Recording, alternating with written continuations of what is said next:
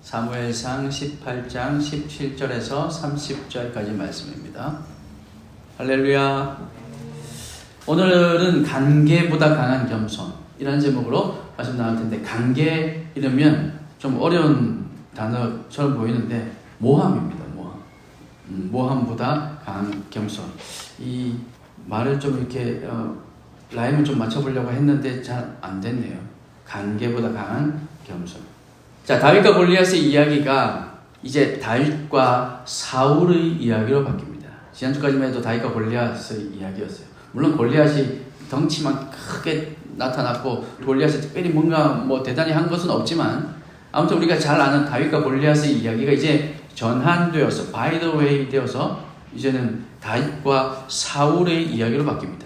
골리앗을 이긴 다윗은 온 백성의 영웅이 되었고, 사울은 그런 다윗을 좋아했다가 시기와 질투에 눈이 멀어서 이제는 다윗을 죽이려고 다윗이 싫어지기 시작했습니다. 그래서 계획을 세우죠. 다윗 저거 죽여버려야겠다.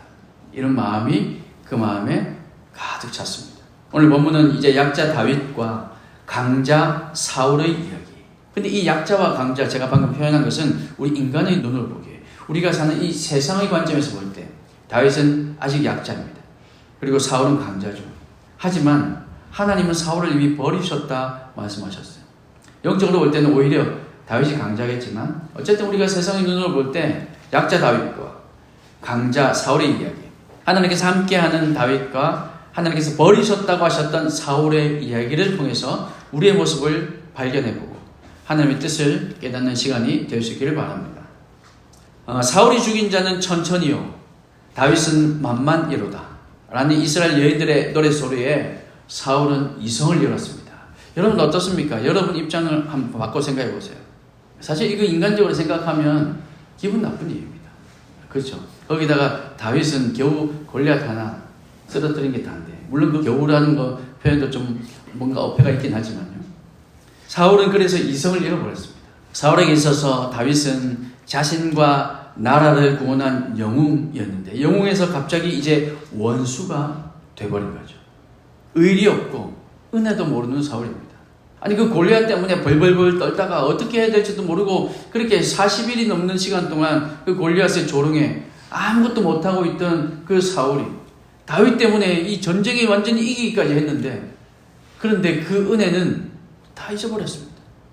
사울은 천천히요, 다윗은 만만히요, 이 한마디 때문에, 이 한 문장에 사울은 이성을 잃어버린 거죠. 그래서 사울은 계략을 꾸밉니다. 자신의 딸을 아내로 줄 테니까 날 위하여 여호와의 싸움을 싸우라, 다윗에게 이렇게 명령하죠. 블레셋과의 전투에서 다윗이 죽기를 기대한 작전이었습니다. 다윗 아무리 그래도 저렇게 많은 블레셋, 그리고 늘 여러 번 말씀드리지만 블레셋은 지금 무기가 아주 이스라엘 백성들과 비교했을 때는 무기가 엄청난 그런 나라였습니다.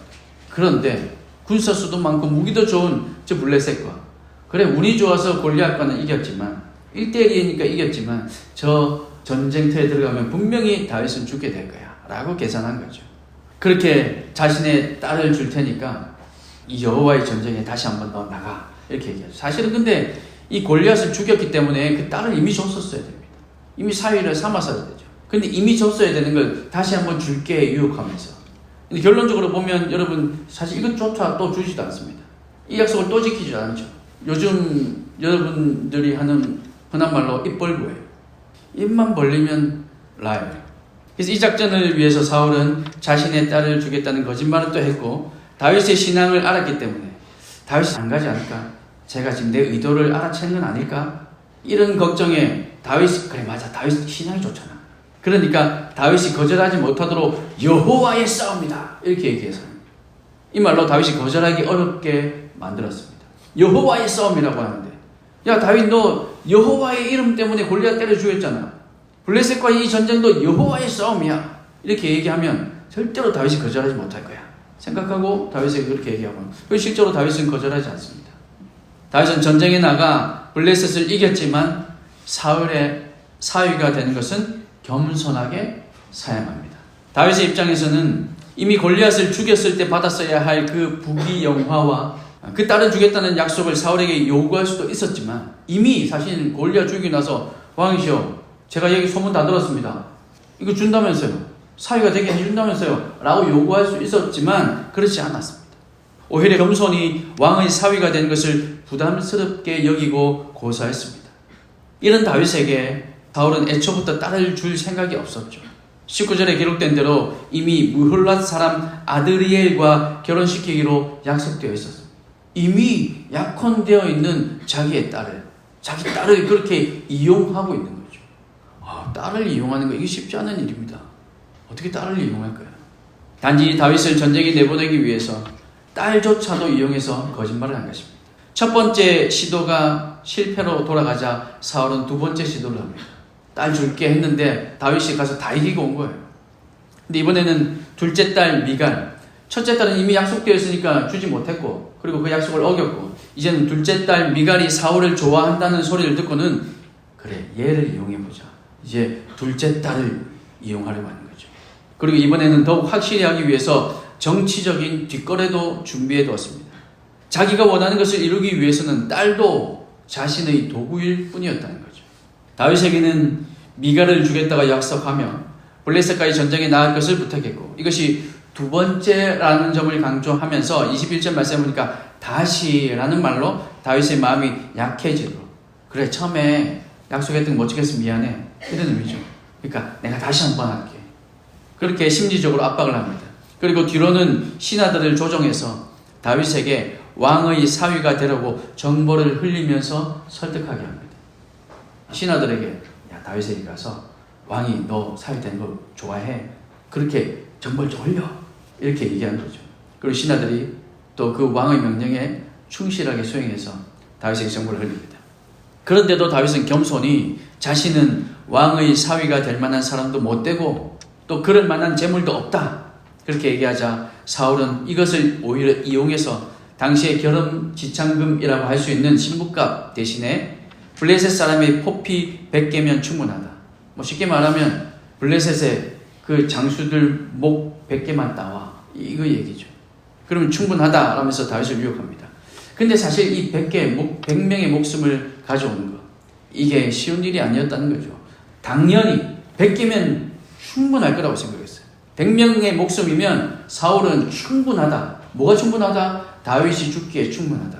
지가 어떻게 100명의 목숨을 가지고 와? 그 장수 100명을 어떻게 지가 죽여?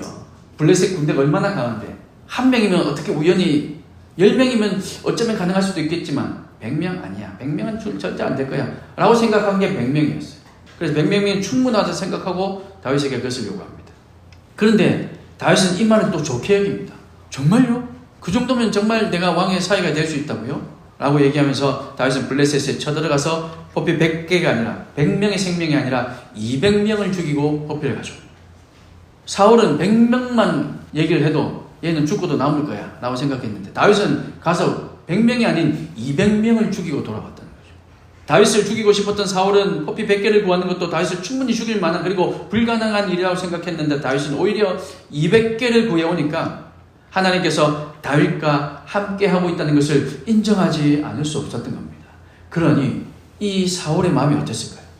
100개만 내가 요구해도 쟤 죽을 텐데 그런데 난데없이 200개를 가져와요. 200명의 목숨을 가져와요. 와 저기까지 내가 어떡하지? 저걸 이렇게도 못 죽이네 내가? 정말로 하나님께서 저 다윗과 함께하고 있네. 내가 이 다윗을 어떻게 하지? 그 마음이 점점 두려워지기 시작한 겁니다. 사랑하는 여러분, 사울은 하나님의 뜻을 알면서도 인정하지 못하고 또 순종하지도 않았습니다. 우리 이거 여러 번 살펴봤잖아요. 제사도 자기 마음대로 드리고 하나님께 다 진멸해서 바치라고 했던 걸 자기 마음대로 좋은 거 골라서 가져오고 사무엘에게 멱살을 잡으면서 옷이 찢어질 만큼 내 체면점 세워달라고 하고 이런 사울이었습니다. 오히려 다윗을 죽이려고 온갖 노력을 한 사람이 사울이었다는 거죠. 다윗을 죽이기 위해서라면 자신의 딸도 이용했고 첫째 딸, 둘째 딸 이용 다 했습니다. 그리고 거짓 약속, 입 벌고 말만 하면 거짓말이었고 정치적으로 비열한 짓도 서슴지 않았습니다. 하나님을 떠난 인간, 하나님이 버린 인간의 전형적인 모습을 보여주고 있는 거죠. 그런 반면 다윗은 제3자인 우리가 보기에는 블레셋과의 전투에 나가면 사울이 원하는 대로 죽을 것 같은데 안 갔으면 좋겠는데 지금 이 위기를 이 다윗이 어떻게 극복할까? 우리가 지금 정말 제3자의 입장에서 보기에는 내가 다윗과 친한 사람이라면 그런 생각이 들 텐데 다윗은 오히려 2배의 성과를 거두고 돌아오는 것을 우리는 발견할 수 있습니다.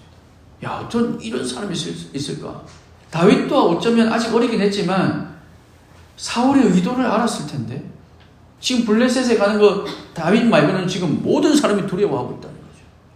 그래서 블레셋과 지금 싸우러 나가면 죽을 거라는 거 분명히 알고 그것을 다윗이 모를 리가 없을 텐데 목숨을 100개나 가지고 오라고 하는 거 이거 다윗이 나 죽으라는 얘기구나 모르지 않았을 텐데 그럼에도 불구하고 그는 나가서 2배의 성과를 얻어옵니다. 어떻게 이런 일이 일어날 수 있을까요? 이유는 딱 한 가지입니다. 하나님께서 함께 하시기 때문입니다. 여러분 믿으십니까? 하나님께서 함께 하시기 때문에 이게 이유가 다예요. 다윗은 사울의 관계를 다 알고 피해간 것이 아니라 그저 겸손했습니다. 어떻게 보면 그 의도를 알았을 수도 있을 텐데 만약에 몰랐다 할지라도 다윗은 그저 겸손했습니다. 내가 무슨 왕의 사위가 된다고. 그런데 이 정도면 나에게도 기회가 있다고? 그럼 내가 2배를 할게요. 이런 순수함과 겸손이었다는 거죠. 그런데 하나님께서 그 사울의 계략을 다 피하게 하신 겁니다. 다 알고 갔음에도 혹 몰랐다 할지라도 겸손히 하나님을 의지하고 붙들고 나아가는 그 다윗에게 하나님께서 함께 하셔서 사울의 모든 계략을 다 피하게 만들어 주셨다는 겁니다. 그러므로 오늘 저와 여러분도 하나님께서 함께 하시는 삶이 될 수 있도록 우리의 삶을 하나님께 내어드릴 수 있길 바랍니다. 온전히 하나님께 다 맡기고 내어드리는 삶을 통해서 원수의 관계, 이 모함에서도 벗어나고 아무도 기대하지 못했던 이 놀라운 일들을 이루어내는 하나님이 기뻐하시는 삶을 살아갈 수 있기를 주님의 이름으로 축복합니다. 우리가 지금 이런 길을 걸어가야 돼요. 지금 우리가 걸어가는 길이 누가 봐도 힘든 길이라 할지라도 안다 할지라도 너무나도 그게 눈에 뻔히 보인다 할지라도 우리는 겸손한 마음으로 순수한 마음으로 우리의 삶을 하나님께 내어드리면 그러면 하나님께서 이 관계에서 벗어나게 하십니다. 하나님께서 우리를 선한 길로 인도하셔서 우리는 요만큼 했는데 하나님께서 이만큼 되게 하신다는 거죠. 요행을 바라자는 것이 아닙니다. 하나님께서 일하시는 것을 우리가 경험하잖아요. 2025년 이런 것을 경험하는 우리가 될 수 있기를 소망합니다. 사울은 결국 딸 미갈을 다윗에게 내어줄 수밖에 없었고 다윗은 사울의 사위가 되었습니다. 하나님께서 다윗과 함께 하셨기 때문에 사울이 쳐놓은 덫이 아무 소용없게 된 것이죠. 이런 다윗의 모습을 보며 사울은 한 가지 확신합니다. 그래서 하나님께서 다윗과 함께 하시는 것이 분명하다. 여러분 이것도 질투나지 않을까요? 사무엘을 통해서 자신은 하나님께서 버리셨다고 들었어요. 그래서 사무엘에게 멱살 잡으면서 그러면 하나님 버리신 건 어쩔 수 없고 사람들 앞에서라도 나 체면 좀 세워줘. 이런 비굴한 얘기를 했던 사울인데 다윗을 보니까 하나님께서 함께 하시는 게 눈에 너무나도 잘 보이거든요. 그래서 사울은 비록 다윗이 어렵고 자신의 사위였지만 다윗을 두려워하게 된 겁니다. 여러분 하나님께서 함께 하시는 사람은요 주변의 사람들이 세상 사람들이 우리를 함부로 보지 못합니다. 때로는 아무도 보지 않는 데서 손가락질하고 뒷담화하고 욕을 하고 할 수 있겠지만 그냥 결코 우리 앞에서 우리를 함부로 하지 못합니다. 하나님께서 함께 하신다는 것을 확신하면요 결코 우리를 두려워할 수밖에 없게 된다는 거죠. 우리를 무시할 수 없게 된다는 겁니다. 이것이 하나님께서 하시는 일이고 하나님의 역사입니다. 오늘 본문에서만 보더라도 사울이 다윗을 죽이려고 했다는 내용, 그것도 자신의 손으로는 양심에 찔리니까 너무나도 비열하고 치졸하게 블레셋이라는 이 적군의 손에 의해서 죽게 만들려고 했다는 내용이 3번이나 기록되어 있습니다. 사울의 이 계략, 이 비열하고 치졸한 계략 3번이나 지금 기록하고 있어요. 그 사실은 사울이 다윗을 얼마나 죽이고 싶어 했는지를 알 수 있게 해줍니다. 저거 진짜 죽이고 싶다는 거죠. 쟤만 없으면 내가 왕이고 쟤만 없으면 어느 누구도 나에게 함부로 하지 못할 텐데 쟤 때문에 난 1000밖에 안 돼. 쟤 때문에 쟤가 만이야. 난 1000밖에 안 돼. 지금 그렇게 생각하는 거죠. 다윗만 없으면 자신의 나라가 좀 더 길어질 거라 생각했습니다. 내 이 왕자를 어느 누구도 넘보지 못할 텐데 저 다윗 쟤가 마음에 걸려. 쟤 어리지만 쟤가 마음에 걸려. 그렇게 생각하고 있는 거죠. 자신의 왕권이 좀 더 오래 갈 것이라고 믿었습니다. 다윗만 없으면 말이죠. 아니 어쩌면 그것보다 더 유치한 생각일 수도 있습니다. 자신의 인기를 위해서. 아니 온 나라의 여인들이 나보다 다윗을 더 좋아하네. 그래서 사울은 다윗을 평생 원수로 여기고 살게 된 겁니다. 28절과 29절에 이렇게 기록되어 있습니다. 여호와께서 다윗과 함께 계심을 보고 사울이 보고 알았고 사울의 딸 미갈도 그를 사랑하므로 사울이 다윗을 더욱 두려워요. 성경에 이런 표현이 많지 않아요. 더욱 두려워요. 평생의 다윗의 대적이 되니라. 사울이 평생 다윗을 어떻게 생각했는지를 정확하게 기록하고 있습니다. 사랑하는 여러분, 하나님께서 선택하신 사람은 뿐만 아니라 더 정확히 말해서 하나님을 선택한 사람. 물론 이거 좀 죄송한 표현이죠. 우리가 하나님을 선택하고 말고 할 수 없지만 그러나 우리가 하나님께서 우리에게 주신 하나님께서 우리에게 주신 자유의지로 우리는 세상을 선택할 수 있고 하나님을 선택할 수도 있을 겁니다. 그래서 하나님께서 선택한 사람, 더 구체적으로 얘기해서 하나님을 선택한 사람은 누군가 길을 막으려고 하고 비난하며 용기를 꺾으려고 해도 하나님께서 그 길을 여시고 계획하신 길로 인도하신다는 사실을 여러분 믿으시기 바랍니다. 하나님을 선택한 사람, 여러분 하나님을 선택하셨습니까? 아멘. 여러분 세상을 선택하셨습니까? 하나님을 선택하셨습니까? 하나님을 선택하셨죠. 하나님을 선택한 사람은 누군가 우리를 막으려고 하고 누군가 우리에게 관계를 쳐놓고 우리를 모함하고 우리를 비난하고 뒤에서 우리를 욕한다 할지라도 하나님께서 우리가 가야 할 길을 열어주시고 하나님께서 계획한 길로 인도해 주신다는 것, 여러분 이것을 꼭 믿으시기 바랍니다. 그러면 우리 삶에 실망이 없을 겁니다. 비록 지금 내 눈에 또 누가 막네, 뒷골 당기네, 또 날 이렇게 힘들게 하네 하는 것이 눈에 보여도 실망하지 않을 거예요. 왜? 나는 하나님을 선택했고 하나님께서 날 선택했고 그래서 내 가는 길, 나의 가는 이 길을 하나님께서 열어가실 것을 내가 믿기에 오히려 기대가 되죠. 재밌겠네. 어떻게 하실까? 이 사울이 날 블레셋에게 보내는데 날 죽으라고 보내는데 내가 여긴 가긴 가야 되는데 아니 갈 텐데 어떻게 하나님께서 날 구원하실까? 100명의 목숨을 나에게 주실까? 내 마음은 200명인데 200명 주실까? 여러분 두렵기도 하겠지만 한편으로는 또 얼마나 기대가 될까요? 우리 가는 길을 혹 누가 막는다 할지라도 우리 가는 길을 누군가가 그거 아니야 라고 방해한다 할지라도 우리가 하나님을 선택하고 우리가 하나님을 향해서 걸어갈 수만 있다면 그러면 하나님께서 우리가 가는 길을 열어주시는 줄 여러분 믿으시기 바랍니다.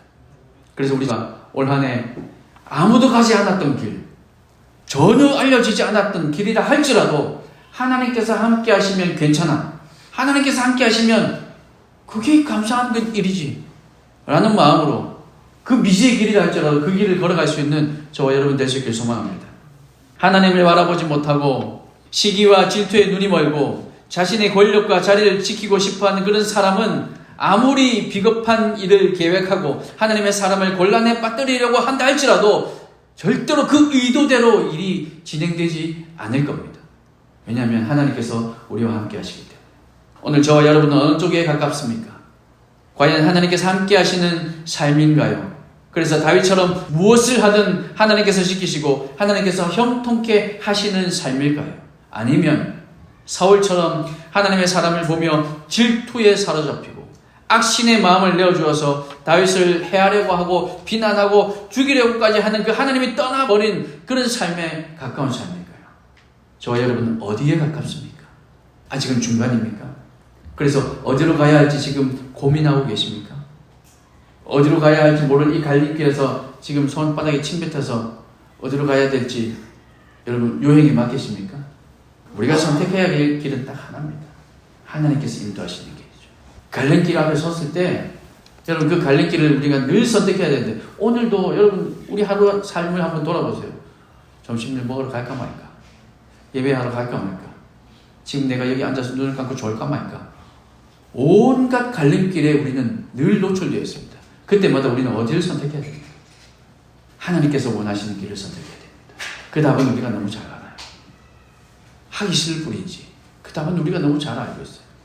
정말로 때로는 모를 때는 움직이십시오. 그 자리에 멈춰있지 마시고 움직이셔서 확인하십시오. 아 이거 아니었구나. 돌이키시면 됩니다. 이거 잘 모르겠는데 더 가보세요. 그러면 하나님께서 알게 하십니다. 아 이거 아니구나. 돌아가게 하시거나 여기서 새 길을 내시거나 여기서 또 하나님께서 하나님의 일을 또 만들어 가시거나 가만히 있지 않으면 됩니다. 그리고 우리 마음속에 주시는 그 하나님의 음성에 우리가 반응해서 하나님, 제가 하나님을 선택하는 삶이 되길 원합니다. 도전해야 됩니다.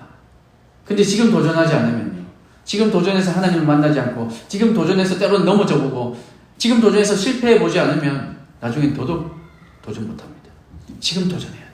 넘어져도 지금 넘어져야 빨리 회복됩니다. 하나님 만나는 것도 지금 도전하십시오. 그렇게 도전할 때 하나님께서 우리의 길을 인도하신다는 것, 여러분 믿으시기 바랍니다.